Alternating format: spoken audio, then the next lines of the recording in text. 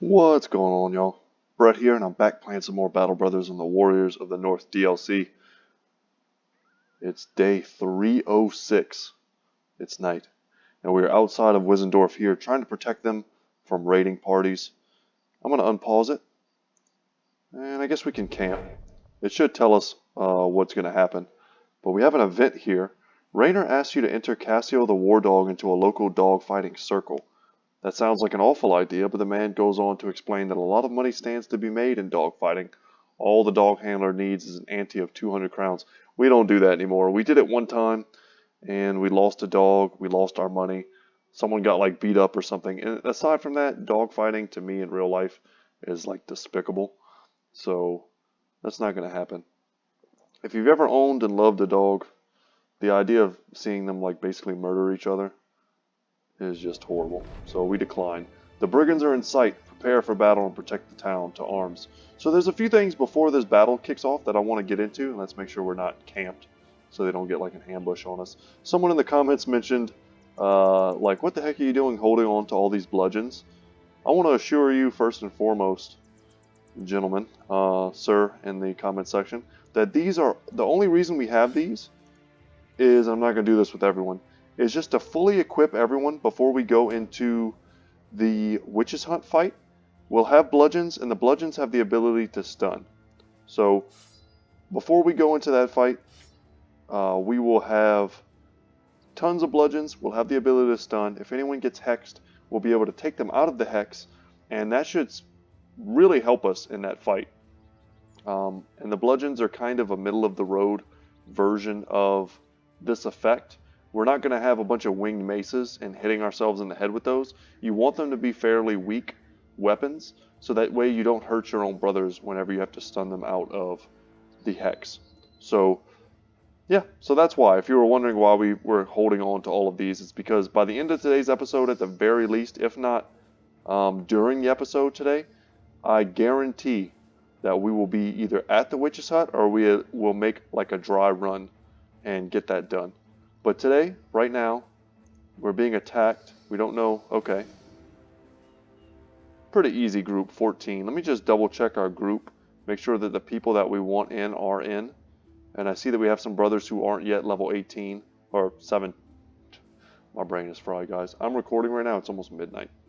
And I've been up since early this morning. Level 11 is the level that I was going for. Our highest brothers, I think, right now are level 17s. We might have someone about to be 18.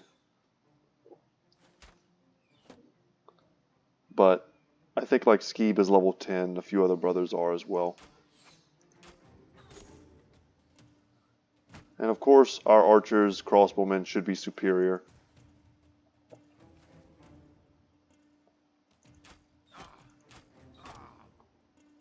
We'll shoot at the easiest and most deadly of targets. I'm hoping that there'll be a brigand leader at the end of this for us to fight, maybe even a hedge knight. Someone whose armor we could potentially get. Or who may have some sort of famed weapon. That would also be nice. We'll step up here. Step up here. Step here.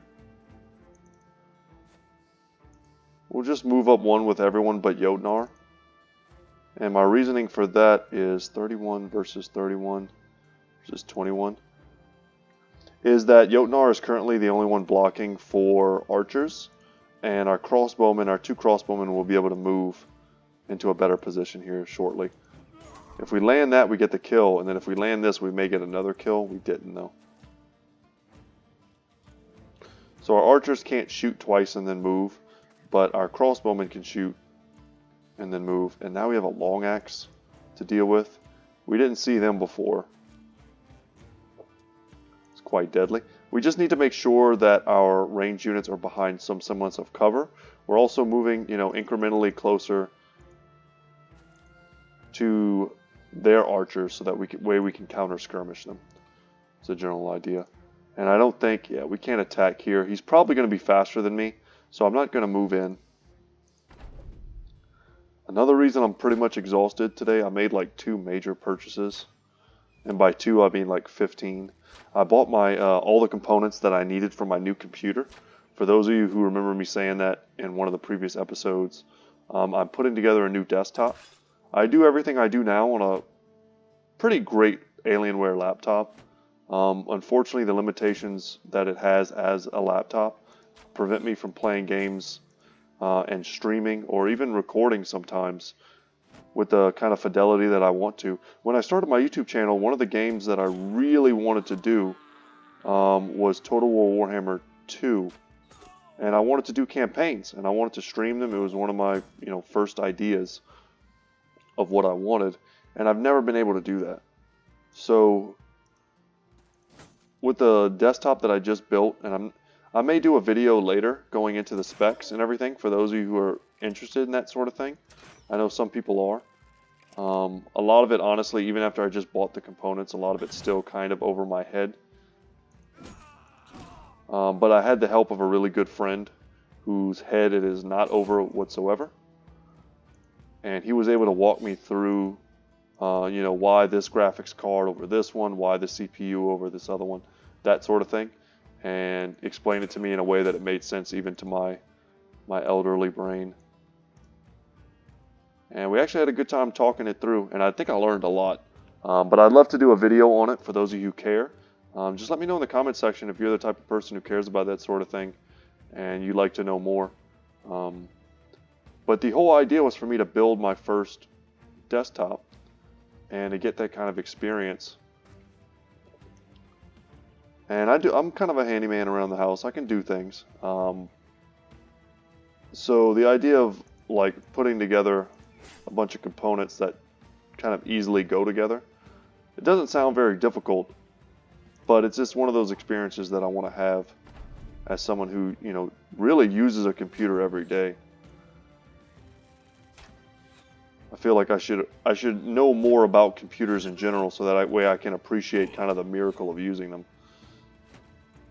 That's just kind of my thought. I want to appreciate it, basically, is what I'm saying. I want to appreciate it more.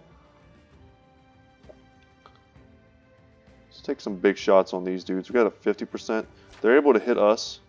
They have high ground.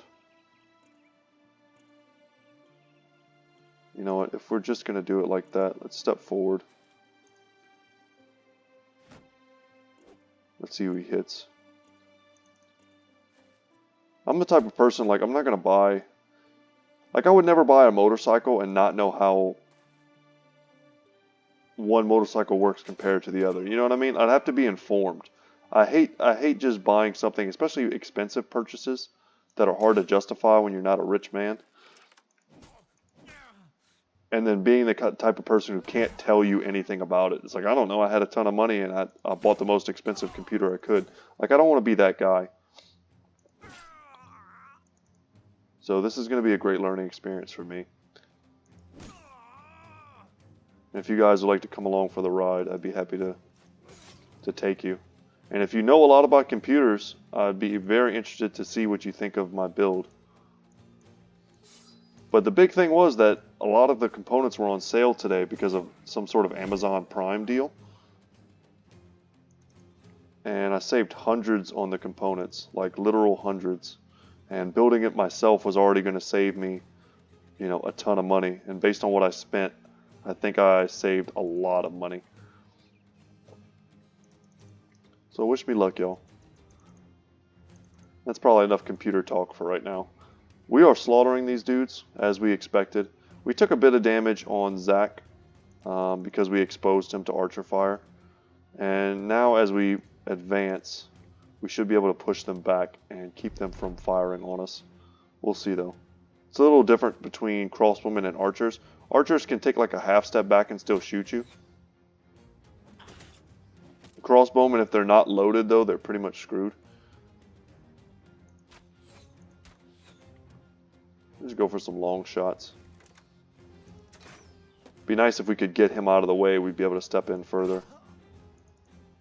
I don't care if they run. They're not going to provide any significant amount of experience, and they also don't really have gear that we need at this point in the game, even to sell. Is there a bush blocking our field of view? What? Let's try and go for that guy. Nope. So we're not getting blessed this time with ridiculous RNG. But we can step in here. And that's pretty nice.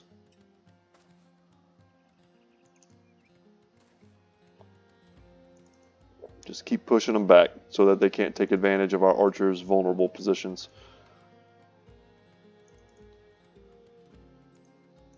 So like I said, I'm recording this at midnight. My father's still here. He'll be here for at least another day.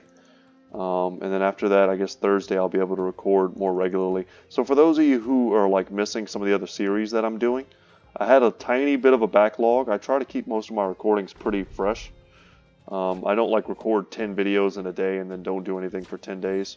Like, you know, I record multiple videos a day. I upload multiple videos a day. And it's hard for me to get ahead. So without much notice, I mean, he came visit without too much notice. I wasn't able to get like a big backlog. So those will resume shortly. I have some really good Total Warhammer 2 multiplayer battles that I did. Some fun builds. I want you guys to look forward to if you like those. For the King, I don't have any more recordings of that. And I'm pretty eager to get back to playing it. I was having a ton of fun.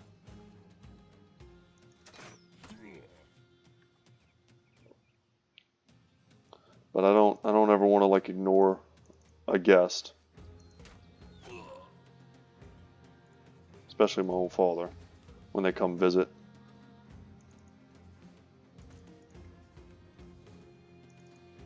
Jump here and go for that kill. Nice and easy. But soon, your regularly scheduled programming will continue.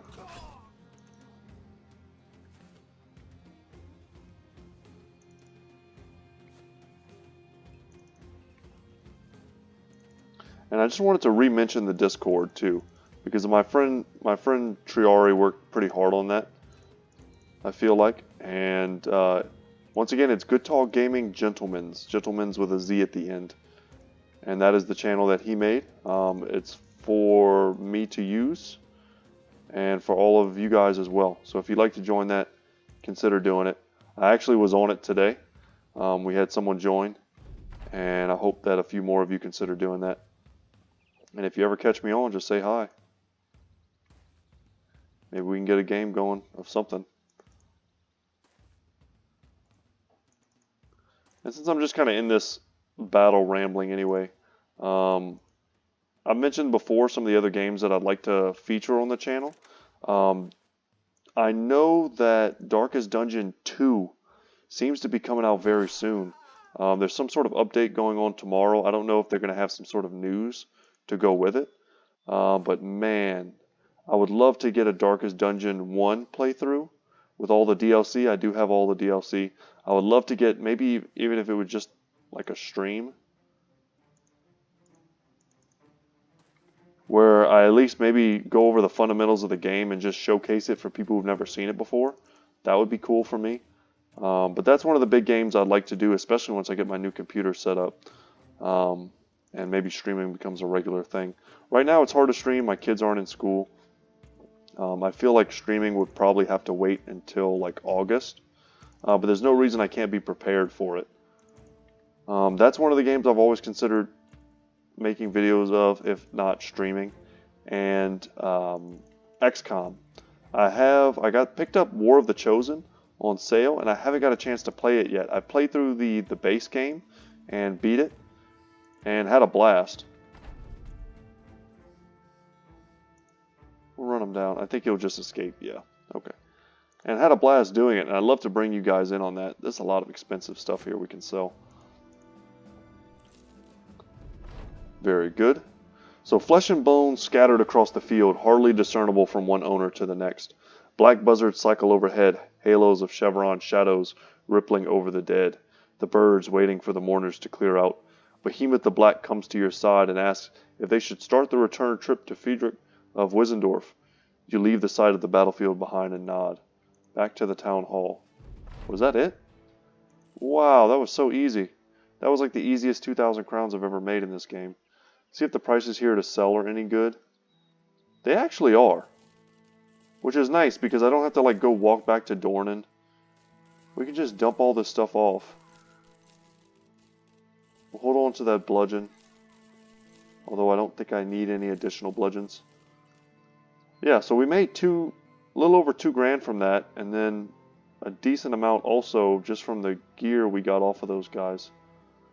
Is there anything else? Let's reorganize it real quick and see if anything pops up. I don't see anything. And we picked up some provisions and things. Like, we're good to go. I could stand to have a few more tools, and probably that didn't help really. Yeah, let's get up to 9. And let's go back to Strockberg, and we are going to head towards the Witch's Hut right now. So someone mentioned in the comment section too, and this is good information that I want to pass on to you before we get back maybe to my my streaming plans and my other games to feature on the channel type plans. Someone mentioned to me that if you go into, where's that legendary location? Right here, the stone pillars. If you go into them with already thinking that you have the mats that she's going to ask you for, she just raises it. So if I go to her with 7 shimmering ashes or whatever from the Necrosavants, she'll just ask for 10 or whatever the case may be, however much incrementally more she asks for. So the best thing is just to get what she asked for and bring it. So right now we need 2 more unhold hides, and then she may ask us for 6 shimmering ashes or 7 or 8 or whatever the case may be, and then we're going to have to go out and get them. But I'll need more and more if I just keep stockpiling them, so that's not what we're going to do. And that's good to know in advance because that means I can leave locations like the Field of Bones or the exposed mass grave. And that way when she asks me for those shimmering ashes, assuming they're the same ingredients that she needs this time around, I'll still have these locations on the map. I'll know where there are Necrosavants, and we can just go and take them out and try and get those crafting materials without having to sweat it. We won't have to go looking for them exactly. So I think we're good to go. There are no more tools here. I think we probably bought them the last time we were here. So there's probably nothing here for us. Let's go back up to Finsterwald. We've already taxidermied our heart out. And we're going to head up to the Witch's Hut, guys. We're going to talk some pre-game stuff. I may want to take one more contract before we get there. We might be able to do this in one shot. We might. Stay at 9 days. I'm going to go ahead and buy those tools. They were not great prices, but they also weren't terrible prices. And let's see what they want us to do. If they want us to do something around here, it says they're to the south of Strockberg, so that requires us walking in the wrong direction. It's a nice contract, though. We'll take it. I'm not in a super hurry. Yeah, let's just go back down here and take this fight. It'll be like the first half of the episode we do these 2 fights here, the Raiders plus the Orcs. Maybe it'll be a nice little garrison. Maybe there'll be something, a good bit of loot here. Man, whatever it is, I don't want to fight them at night though. So let's just camp out. Make sure I didn't get any levels after that last fight. We did not. And we'll just wait and see. Maybe there'll be a cool... Okay, some warriors and some young. Maybe there'll be a champion that'll show up or something. I kind of want to see what these footprints are first. Okay, just a ton of goblins. I don't want to fight that at all. Okay, no champion. Just a straight brawl. And with our great weapons, we don't have our A-teams in by any means. But with our current weapons, we should be fine. He took some high ground, so our percentages are a little bit weaker here. But that should be an easily dead Orc Young. That'll give us a reset to shoot another one. Unless we whiff. Multiple times. We missed a lot of shots on this one guy. We don't fully have Indomitable on the front line yet. Some of our brothers, like John here, just don't have it. We'll come here and Indomitable. They may just try and ignore us. We'll see. But we're not going to give him a chance to stun us here. There are a lot of orc warriors here. I was going to say, maybe Skeeb can get that kill for us. He does, and he lands another shot too. Excellent. If he was unshielded, he probably would have hit him.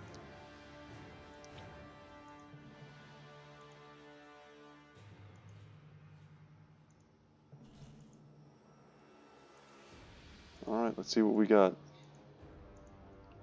This could end up being a wild one. I mean, there are just enough orcs, and we have so few range tools like we normally take advantage of.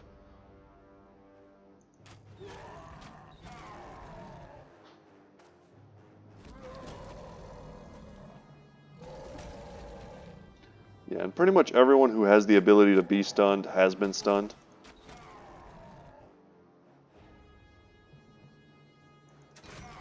And we can even knock them back. Force them to come back into the combat.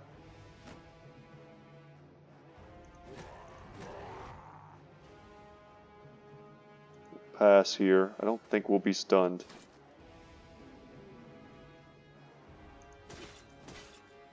I'm going to do big damage to the armor. A fighting axe is kind of a fine in-between weapon. It does decent against armor, and it also kind of does decent against the unarmored. Whereas something like a military cleaver is better versus unarmored, or a sword. Step down and just hit this guy. And then you've got something like a hammer, of course, which is highly specialized. We actually have footwork on John D. He could escape from there if we needed him to. But I think this is a good point. Maybe not with these guys. We can keep them with their crossbows for now. And I'm going to step in here and try and get that kill. That's nice. And Indomitable. And keep them from messing up Gimli. I don't like that he was able to take the high ground. I could have stayed up there. But I think this Orc Warrior is not long for this world.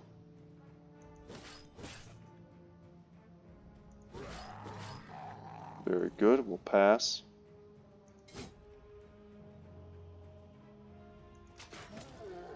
Nice. And with every kill, I mean, the confidence of the orcs kind of starts to shake.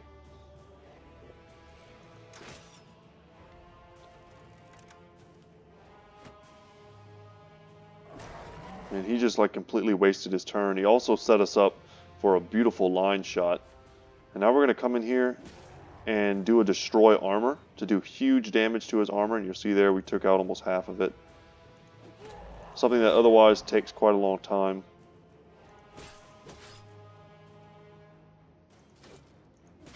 Man, he's got no armor and we hit him in the head. Feels bad. Alright, line shot. Let's do it. And we hit them both. It's great. We're going to go for that kill to get the reset plus Killing Frenzy to give us that 25% damage. And we hit this dude so hard.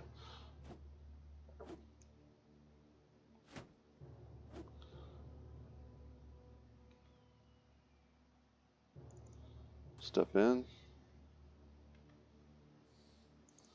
We'll step in here as well.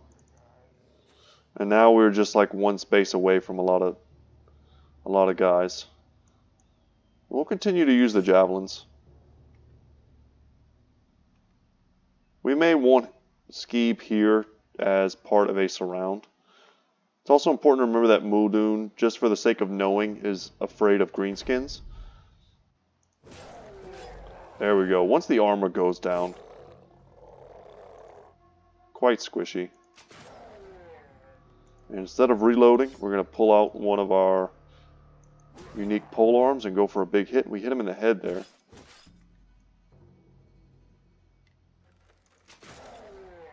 Great damage. Might as well pass. We're not going to move. Dang.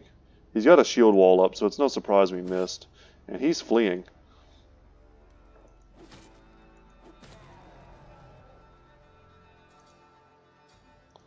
Let's go here to the outside, because he's the only one that's still fighting. up there. Behemoth takes some nasty hits. But we can safely ignore this warrior here and just go for this guy. Man, missing that shield wall orc felt pretty bad. But if all he's doing is shield walling, we're not that scared of him. And we're going to move it here so that we can hit him with our banner. And I mean, he stepped into a pretty decent surround for us.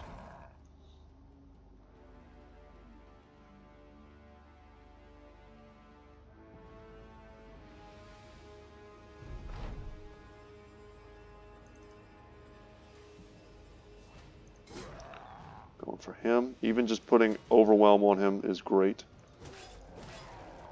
Surprised he's not, like, at least thinking about fleeing. Yeah, he's wavering now.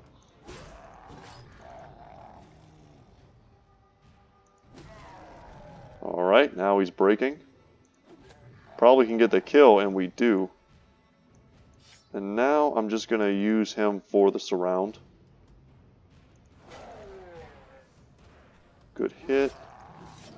Down he goes, so only one orc warrior left.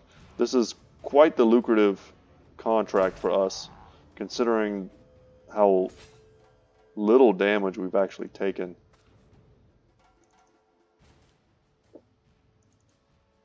Which is nice, because we've been spending and spending.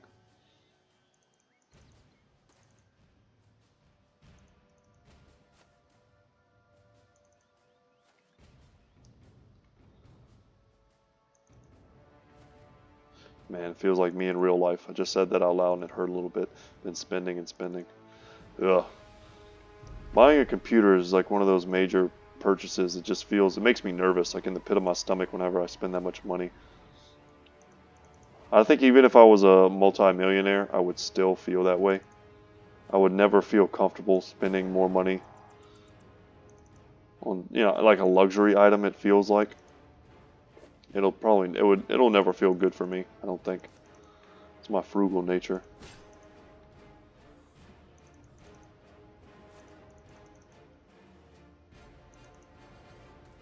None of this matters. We just need to land that one Gimli shot, and we do. And a level on John is great. All of the new brothers that we're keeping them in right now just to get them experience. And it's nice to get them the experience before they have to face some of the harder challenges ahead. The orc camp is a wasteland filled with all manner of depravity. You can smell their sex and waste. It's no wonder they're so warlike, for they know not even the beginnings of what a civilized man understands. Time to collect our pay. So they had some good stuff there, some stuff to make money with. We can swing by this camp here, this goblin camp, and see if they've maybe managed to pick up. No. I'm interested in fighting champions, even more goblin champions. But I would love to fight different champions of different races. I think there are Hedge Knight champions. And that sounds pretty damn scary, because Hedge Knights are already a tough enemy. But I would be interested in fighting one. We don't need to hold on to tree limbs. Gotta love how good orc weapons are. So 8. We can sell 2 of these. And the rest are fine. And the prices on tools are great now. We'll buy 2 of those. Everything else is fine. I love that I haven't bought medical supplies since the beginning of the game. Ooh, ammunition is also super cheap. Let's buy 100 of those. Do we think this has changed since we left? Probably not. No. They no longer have... Well, they do have marauding greenskins. But no contracts to get rid of them. That's kind of annoying. Maybe if we took this place out, that would help them? I have no idea. But let's go get paid from Finsterwald. And we'll level up John in just a second, and then we'll walk up to the witch's hut. May as well see what the contract is. Follow the footprints.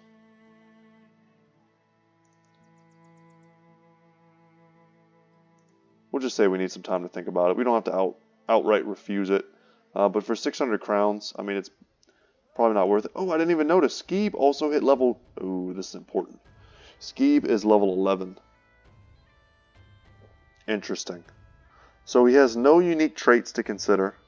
Let's do his leveling up first. So we'll give him bigger range skill. His defensive stats are already, they're awesome. He's going to have to take fatigue every time until he's max level.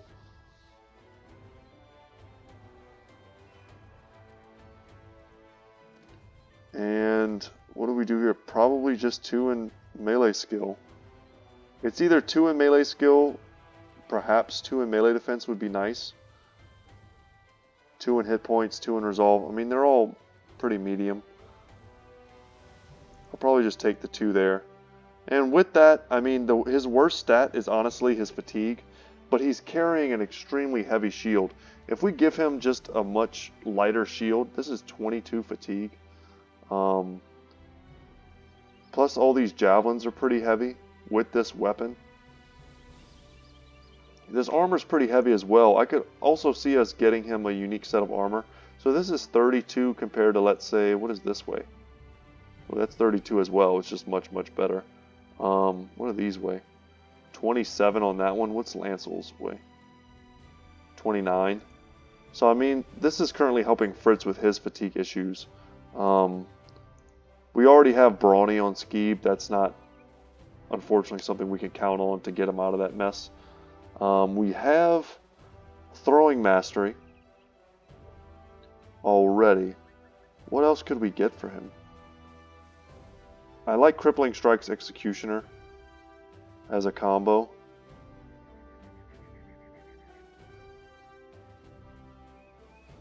I also wouldn't hate having bags and belts on at least one character, especially a character who has quick hands plus throwing mastery.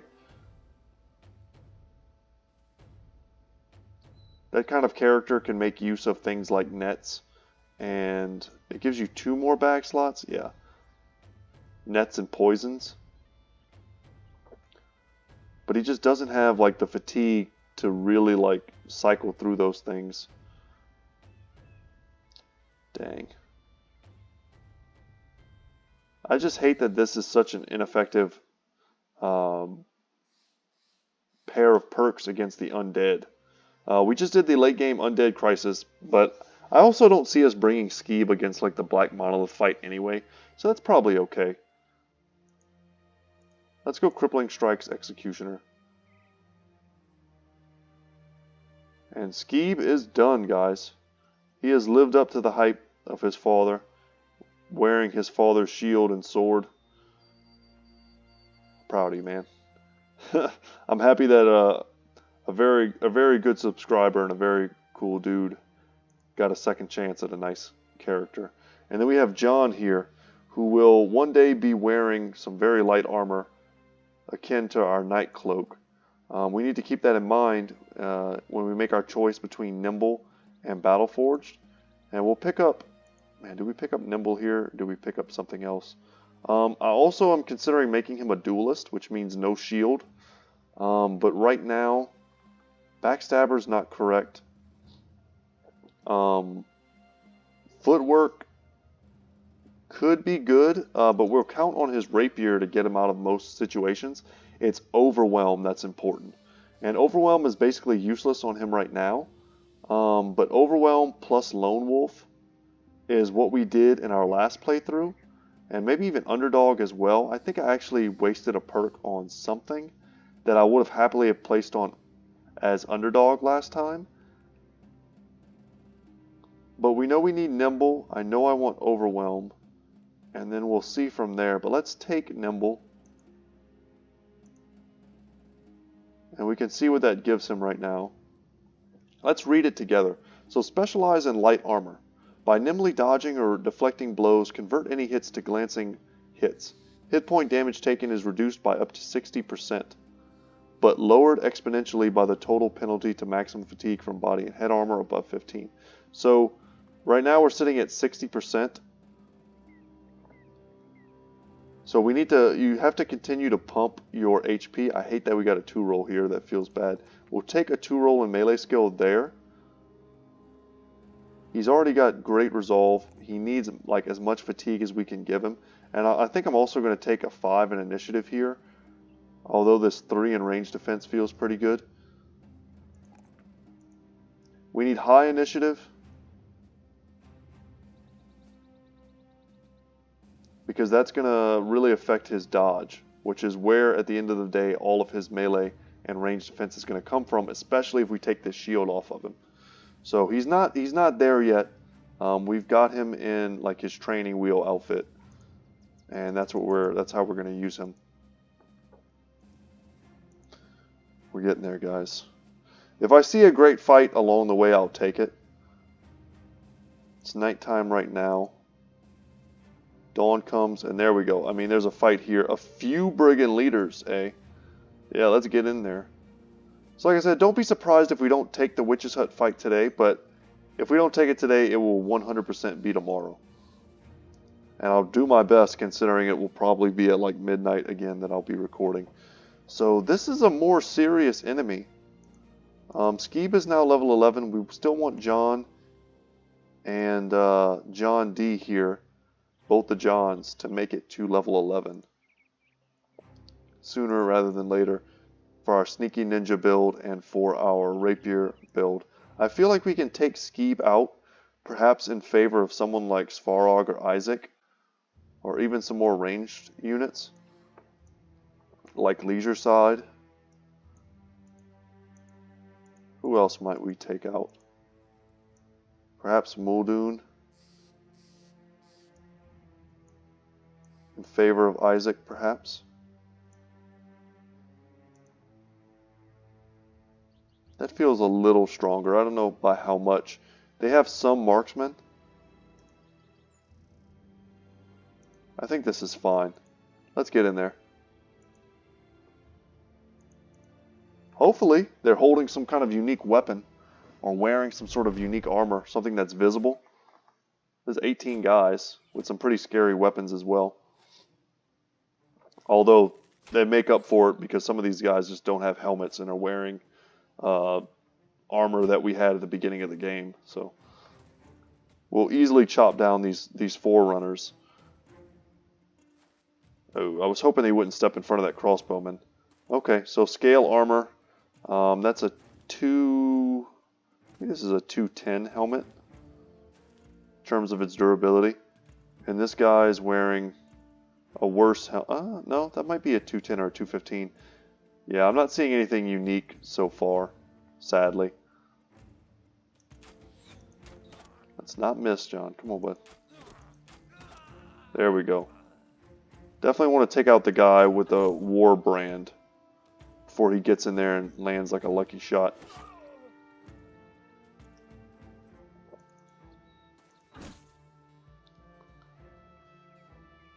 He already wants to go home. Let's step up, and maybe we can reach one of them. Nice. Man, if we got 2 kills... Okay, not quite. That was the dream. We'll step in here to, like, cover us. But for the most part, I think we should let them come to us. Nice. Putting an injury on him. Perhaps that'll make it a little more difficult for him to have any kind of counterplay versus Isaac. Another big injury, a split nose. Everyone else will just wait, I guess. We'll see how they move.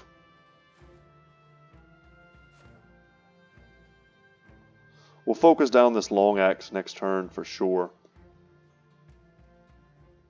Could have used adrenaline here. But unless he stuns me with this mace, I don't think I'm going to feel particularly bad. It's tempting to step up here with Behemoth and go for like a line shot. But I'd rather just hold. Alright, lucky shot, but it didn't do much. Yeah, he went for the stun. Bone plating doing a lot of work.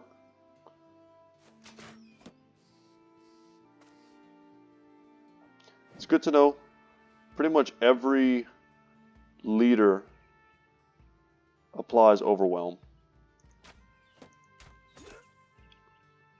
And they covered this dude with the long axe, who I'm want to say I'm probably the most worried about him. He's got one of the hardest hitting weapons.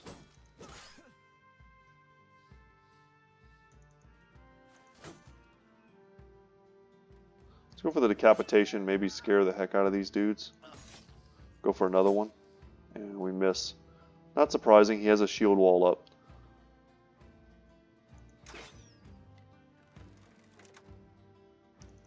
And let's step in now. We missed both of them. Feels bad, man. He's not even using a shield wall, we're just straight missing. Gimli's going to get that kill for sure, and now we've got them locked down. And if we could get that kill, that would be great, because they will probably also get that one, but we did not.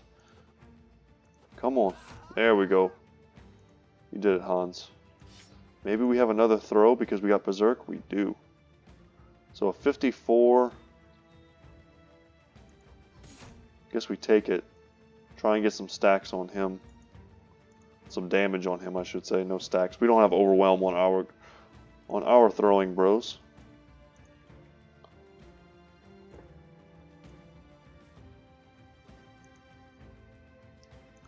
Let's use adrenaline now. Hopefully that wasn't a mistake. I think we'll be able to step forward and attack.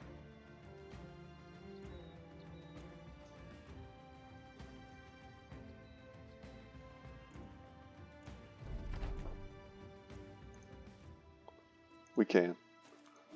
Step in here and put some big damage on him. We've got him bleeding. He's got a grazed neck. Bone plating is going to take the shot on Zach for us. Thankfully. Ooh, he's got a great sword. That would have been nice to know before we went in here all like willy-nilly, as the kids say nowadays. And he hooked us away. What a great play from the AI. A little bit impressed by that.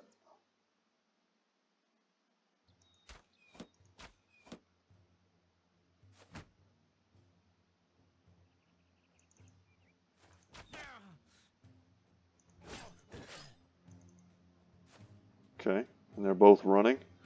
That's good.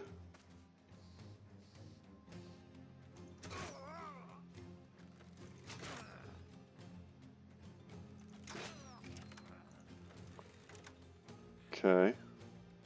We're freeing up, I mean those weren't the best targets for those attacks, but we're freeing up the brothers down here to get here as fast as possible. And Behemoth unfortunately whiffs again on some very important attacks.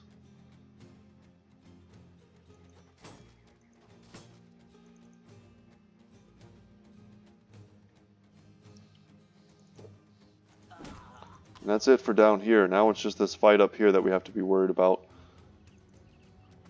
And we'll support them as best we can.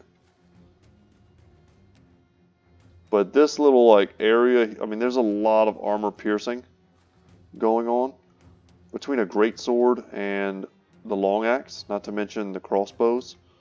We need to be a little concerned. Not a lot concerned, but a little bit.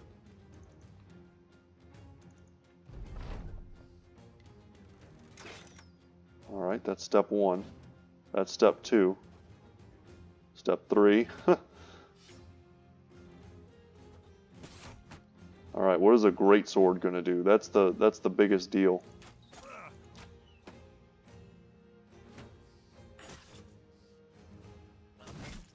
Ow. Alright, riposte.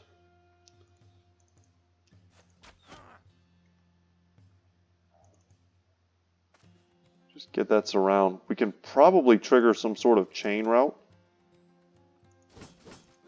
Especially if we get a kill. Yeah, like that.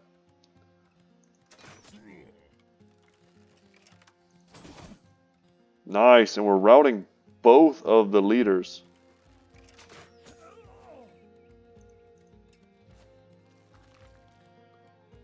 Go for decapitation. We didn't hit it. I should have thought about that. They have 9 lives. So trying to decapitate them is probably not even possible, I guess, as long as they have 9 lives up. That would make sense to me.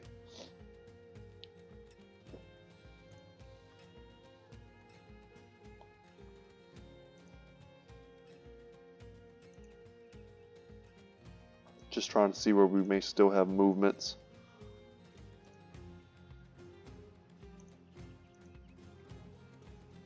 Nowhere. Okay. We don't really want anyone to escape if we can help it.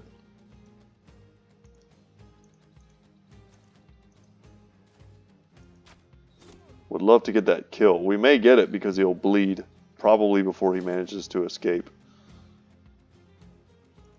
84%. Nail it.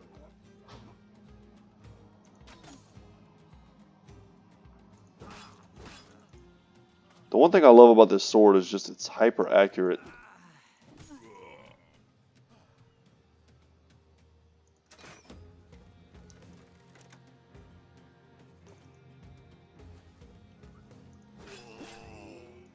Down he goes.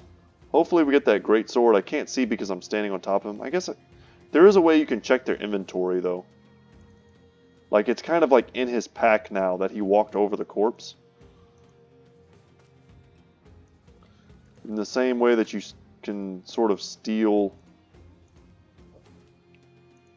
loot from zombies so that they don't pick it up and use it against you.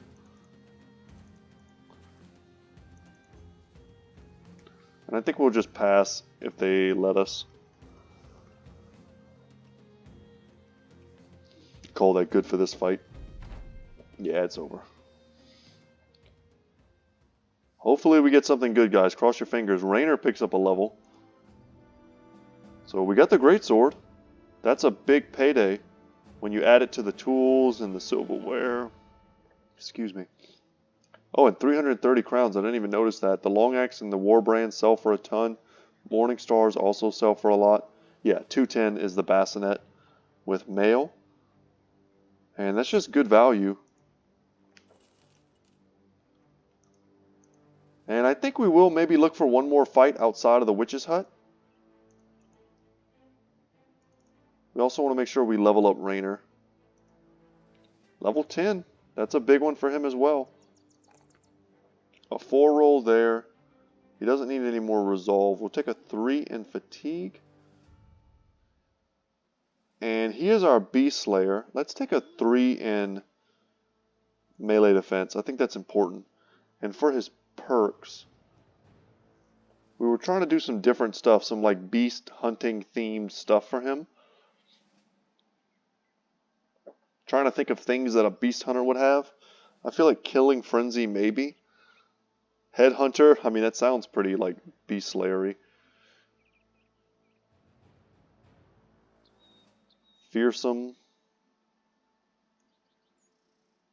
It's kind of cool.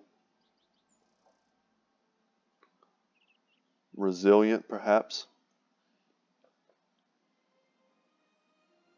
You know what, I think I want rotation on him. I want rotation on all my crossbowmen because they're people that...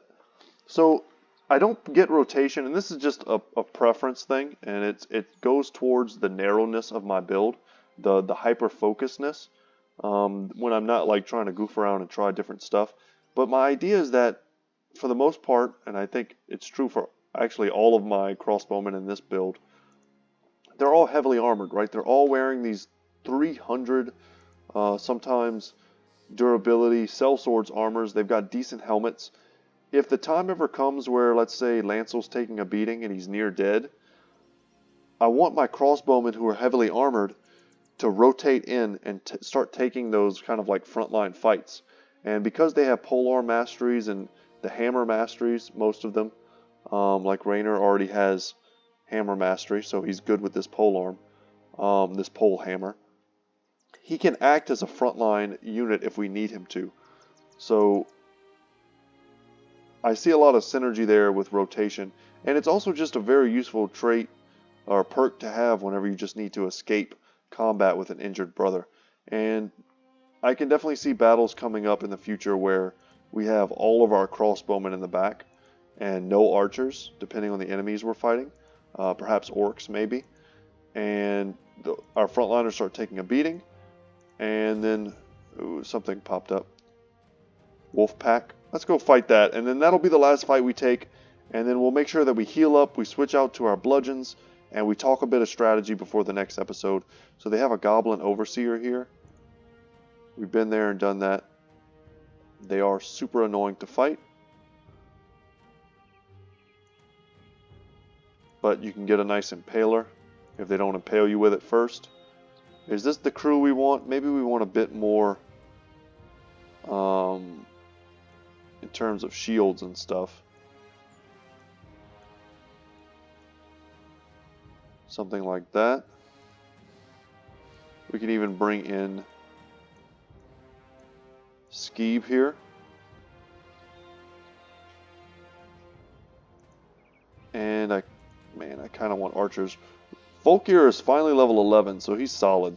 Let's bring in Ozzy. And I'd also like to bring in Kata as well. I want to have as much range as possible. So we're going to take out Raynor. And let's get our archers in with their bow masteries. Increased range. And then we should be able to outrange and out-goblin these goblins. Okay, it gave them a little bit of terrain to work with, but it also gave us some as well. There's only 14 of them. We've already beaten the Goblin City. If we can't beat these guys, we're just doing it wrong. And we'll probably pick off a lot of these skirmishers in the front.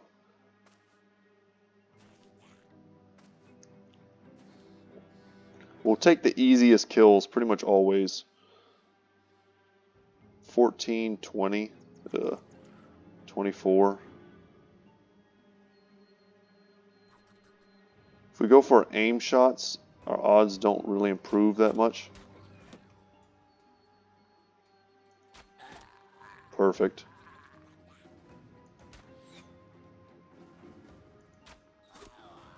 Nice. Almost got that kill. Let's get him. Come on, there we go. Get the reset, and then we'll be very close to getting that kill as well. So that's going to be the Overseer pumping him up.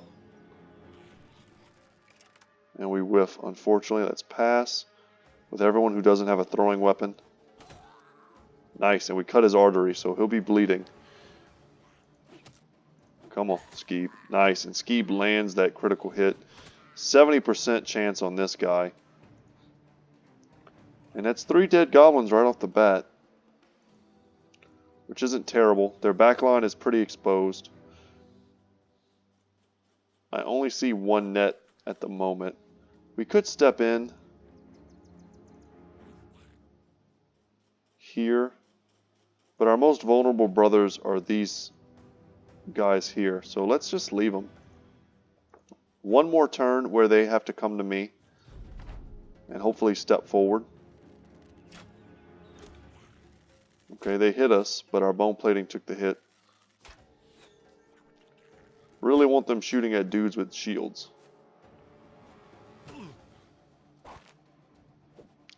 And the net goes down on John.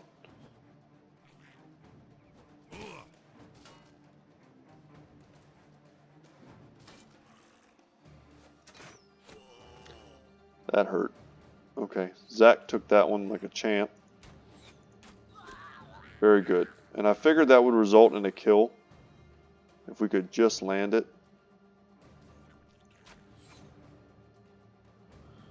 Weirdly enough, the safest place for Zach to be is still right here.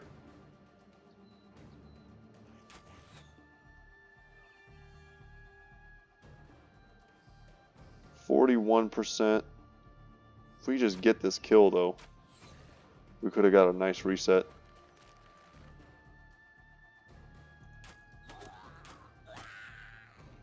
Okay. 25 versus 16, 16. Really not much choice.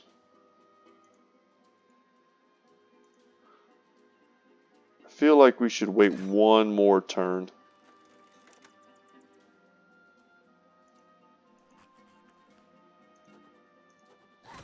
Nice.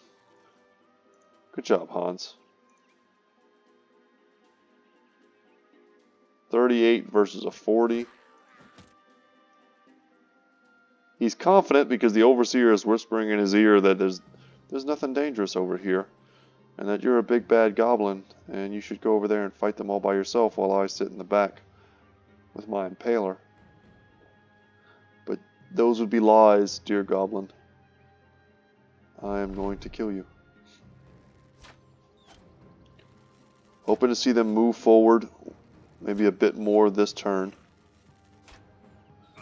Really, I only care about killing the Overseer.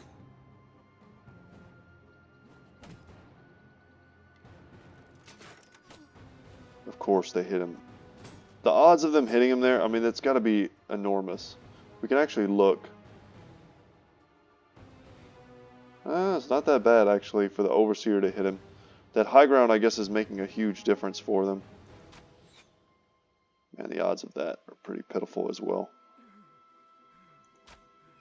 I guess we'll take the shot, because if we hit him, we kill him.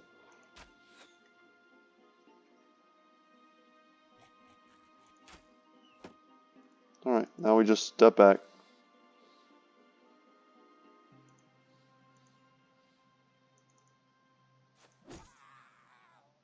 We'll take that. Lock him down. Step up here. Get some serious high ground on them. And now we just make huge leaps forward. We use our adrenaline.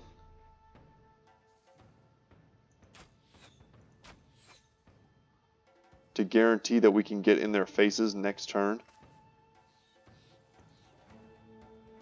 But we don't have any of our barbarians besides Jotnar in right now, so he's the only adrenaline bro we have right now. Very nice.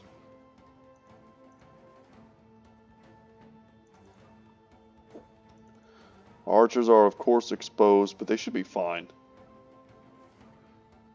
We can close the distance. The most dangerous ranged weapon is the Impaler. And we're going to close the distance with Jotnar like this turn. I might actually step into this really terrible spot, because it forces 3 of them to switch. And yeah. This is not a good spot, guys. But if he can't use his Impaler and these two can't use their bows, and they're the better bows, you can see they're slightly bigger than the other ones. That might potentially save a brother from being focus fired. So I think that's the correct play. And if anyone has the defensive chops necessary to stop those attacks, it's going to be Jotnar. Now we get in there. So they have footwork. We shouldn't like just kid ourselves. They can very easily get away from us.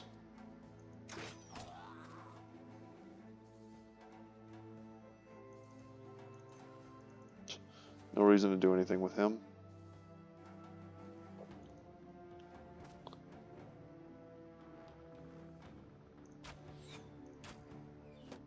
We hit Jotnar in the back. That's no good.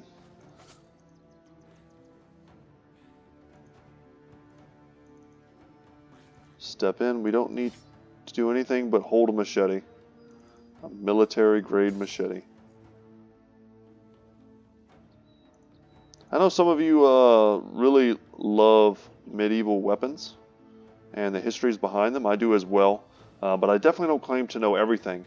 I would love to know an instance where like military cleavers were a thing, as opposed to a sword or, you know, a variation of a sword. Like the Romans used the gladius, of course, and there are kopeshes style weapons, and you know, there's lots of variations on the sword. The Aztecs had a version. But a cleaver, like a dedicated cleaver, I don't know. Or would it just be another variation of a sword? Would that be considered?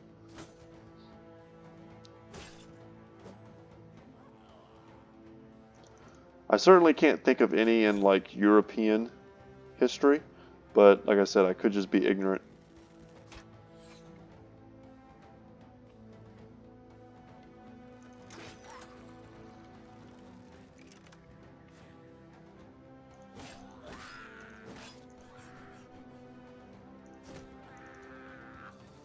I'm also curious to see, like, just what benefit do they feel is bestowed by having a single bladed,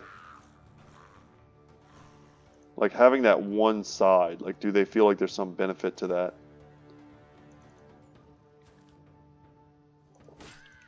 Some interesting history I learned once upon a time. I actually had a buddy asking me why this particular bit of history existed, and I was happy to have an answer for him. It was, we were kind of talking about knives or something to that effect, and we got onto the subject of like trench warfare. I think we were playing like Valkyria Chronicles 4 together, and we started talking about trench warfare and knives and like what weapon you would want to have in a trench warfare scenario. And I remember learning that as part of like I think the Geneva Convention, um, three-sided blades were actually outlawed, and it's because of World War One era trench warfare, where surgeons are not able to stitch up a three-sided stab wound. And I always thought that was interesting that as you know, hopefully honorable men in war, we can all agree that if you've been stabbed enough to be taken out of the fight, and you're already in the position where you're receiving medical attention, um, like why kill someone at that point? Like that person's already a non-combatant. Like what's the point of giving someone like an incurable wound essentially? And I always thought that was interesting. Is like if one side of a knife isn't good enough, why not like multi-sided knife? Why not like knives with the twists and things? I've seen those.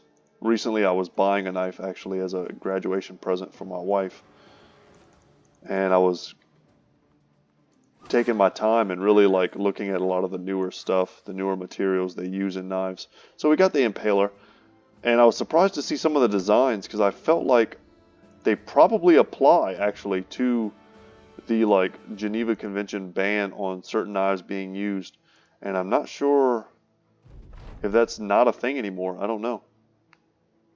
Oh, here we go. This might be the beginning of the end for John. I think this is like one of the good events that happens before the really bad events happen. And I'm going to read this. This is probably a fitting end to today's episode before we head into the witch's hut. So John Wolfrider enters your tent. You wave him to the chair across your table. He sits so slowly and feebly that you fear him standing back up will take twice as long. The man clasps his hands together and elbows his arms onto the table, grunting and shifting, finding little comfort even in doing nothing at all. His lips are dry, his face withered. Liver spots mottle his head, and even the hairs about his nose and ears are gray. You always have time for Sir John Wolfrider, so you ask what it is he wishes to speak about. This might sound peculiar coming from a blade from higher, but I think it needs saying anyway, and it'd make me sleep better at night. I'll be forward with you. I am not the man you hired so long ago. You know that. I know that. Some of the men know it, but they're respectful as good men are. You agree, but don't nod. Instead, you ask what the man is getting at. I wish to lower my wage. You don't be saying so. You don't have to bullshit me. I'll take a cut. Money's never been an issue anyhow. Those crowns could be used to help arm the men or even pay them better. God knows a young man could always use an extra crown or two. Man. I wish... Okay, no, my bad. Before you say another word, the man springs to his feet with surprising speed. He nods and grins playfully before yelling loudly. I agree with your decision, good sir. I could use a pay cut. You laugh as the man leaves your tent, almost as soon as he's come in. So we now only pay him 35 crowns a day. That's like nothing compared to some of our other brothers making currently. We can actually check that out before we go for the day to see what 35 crowns get you. An honorable man, if ever there was one. Man, that's actually crazy. That makes me like him even more. So where do I see where I'm paying him? I kind of forget. It's not a piece of information I usually look for. I feel like it's obvious and I'm just not noticing it.